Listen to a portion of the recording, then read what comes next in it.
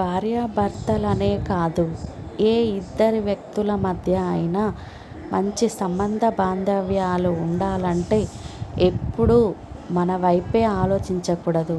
ఒకసారి ఎదుటివారి కోణం నుంచి కూడా ఆలోచించి చూద్దాం అని అనిపిస్తే చాలు, ఆ బాంధవ్యం గట్టిపడుతుంది. భార్యను అన్ని చోట్ల హేళన చేస్తూ మాట్లాడుతూ ఉంటారు మగవాళ్ళు.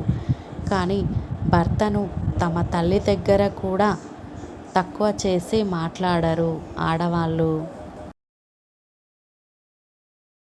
ఒక స్త్రీ మనస్తత్వం కోప్పడితే బాధపడుతుంది, కానీ ఒక మెట్టు దిగి బతిమాలితే రెట్టింపు ప్రేమను కూడా పంచుతుంది.